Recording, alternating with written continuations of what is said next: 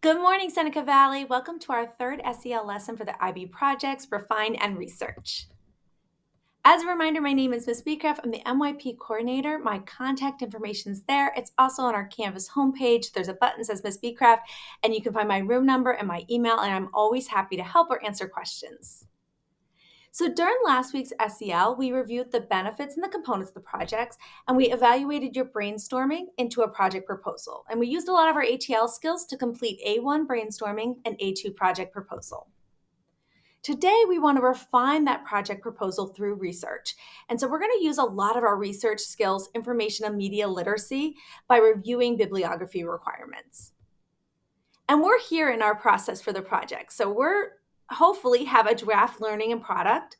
And then we're working on our research today and looking forward, we'll do success criteria in the next SEL lesson. So a learning goal is what you want to learn by the end of your project. The product is how you're going to showcase your learning, what you're going to produce at the end. So for example, I mentioned last week that I'm going to have a couple supported projects. So if you're feeling stuck and just can't decide, I'll have some ones that have additional scaffolding and support for you. So one of those is time management.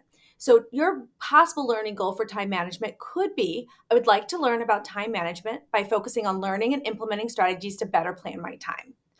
Your product, how you're going to showcase that learning, is a journal that tracks when I use my planner and my new time management strategy, the Pomodoro technique, which is just a technique where you set a timer for anywhere between 15 and 30 minutes of undistracted, focused work, and then you set another timer for a 5-minute break. So those are two possibilities. If you check out the supported projects, you'll see that I give you a list of a couple product options, some learning goals that you can customize to fit your interest, some curated research resources, and then guidance on success criteria and action plan. And those supported projects are completed for time management, things like goal setting, digital distractions, procrastination, for effective studying strategies, which includes strategies and also some guidance on how to do a student-led study group. And then also strategies to improve mental health.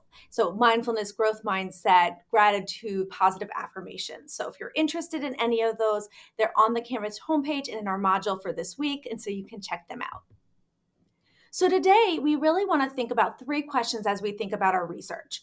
What do we need to do to know and to research in order to refine our topic, both our learning goal and our product? What do I need to know looking forward to write success criteria? So how I'm going to assess my own product at the end of the project. And then how do I maintain academic honesty? And we're going to look at 2 parts of that: source evaluation and your bibliography. So source evaluation is just developing those information and media literacy skills to review sources for both credibility and reliability. And I ask myself kind of 3 things to look at. Point of view: does the information seem biased? Does who's writing it have a goal or an agenda? When was it published? Is it current? And who's publishing and what's their expertise? So is the author identified? Are they an expert or are they credible to talk on that topic? So look for those 3 things as you go about your research. The second piece of research that's really important is your bibliography. So we recommend that you use MLA, although you are welcome to use APA if you are more comfortable with that format. You absolutely should use a tool to capture your sources as you complete your research throughout your project. And you are recommended to have at least 3 sources. So why this is so important is that it gives credit where credit's due. So you're giving credit for the people's work you're using to complete your project. You're showing your work, you're avoiding plagiarism, you're paying it forward. So if I read your project and I learn a lot, I can go to your bibliography and look up your actual sources to get more information. And it also makes sure that you adhere to the standards of academia. And what that means is that we have an academic honesty policy and expectation at Seneca. You will also have an expectation in college and in your career. And so that's a standard of making sure that we are giving credit to the people whose work we're using by a bibliography and by maintaining it and keeping it accurate.